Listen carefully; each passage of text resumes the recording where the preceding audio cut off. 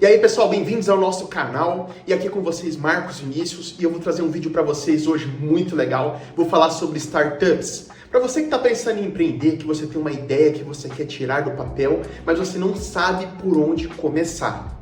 Esse vídeo é para você, empreendedor, que está pensando em desenvolver uma sua atividade, uma coisa diferente. Você está pensando em inovar no mercado com uma ideia que ainda não existe, obviamente. E você acredita nisso, você acredita que a startup, certo?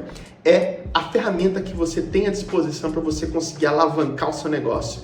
Nesse vídeo, vou tentar ser bem rápido, vou trazer as dicas diretamente para você e o fundamento delas. E no final do vídeo, vocês podem conferir aqui embaixo na descrição que eu vou postar um link da notícia aqui, no caso, tirando as dúvidas sobre esse vídeo assim, com mais detalhes sobre a questão da legislação, tá? Então, se você sentir que tem alguma necessidade ou quer tirar mais alguma dúvida específica, pode acessar o nosso material aqui embaixo, tá? E se você tiver interesse ou tiver mais alguma dúvida, sinta-se à vontade para fazer perguntas aqui, que nossa equipe de marketing vai estar analisando e nós vamos estar respondendo essas perguntas eventualmente, tá?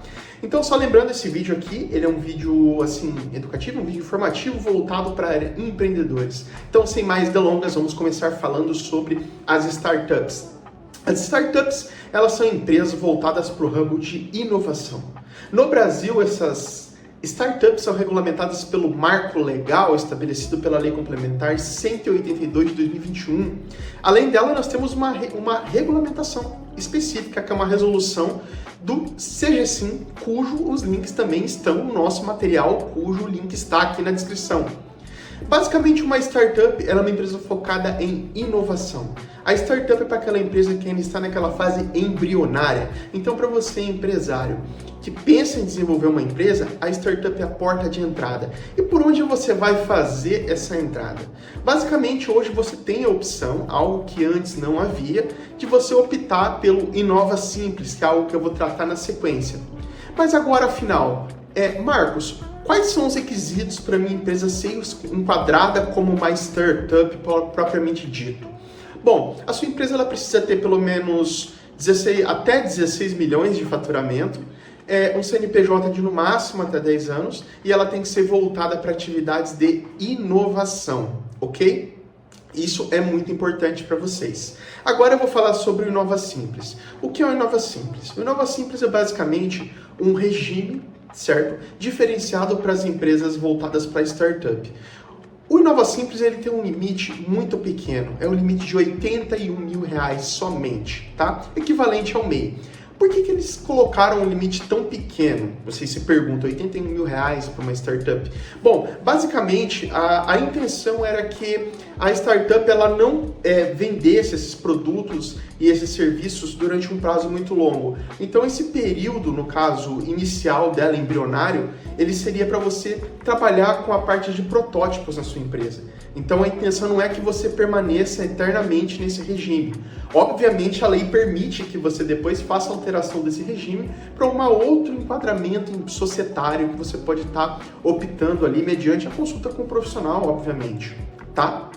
Mas assim, é importante frisar que a sua startup, a sua empresa, na verdade, enquadrada no Inova Simples, ela consegue alterar a natureza jurídica dela, mas a contrário senso não. Uma empresa não pode converter de um regime para o outro, tá? Tem uma vedação legal com relação a isso. Bom, mas agora uma coisa assim, o que uma startup ela traz de bom para você, tá?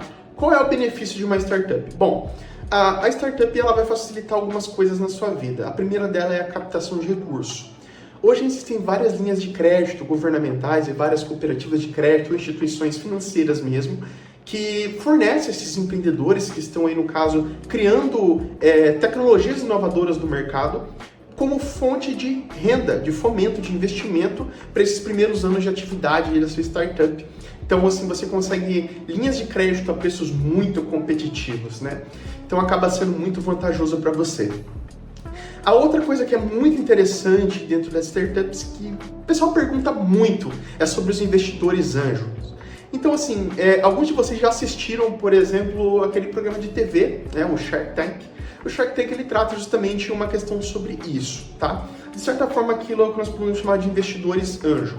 O que são investidores anjo? São pessoas que têm interesse em investir na sua ideia. Contudo, elas, de certa forma, elas vão injetar o dinheiro na sua empresa, mas elas não vão necessariamente se tornar sócias do seu negócio, tá? E como que você faz isso especificamente? O contrato de investimento para investidores anjos, ele também está amparado dentro da lei e ele tem alguns requisitos necessários para você poder fazer essa contratação de uma maneira bem segura, ok?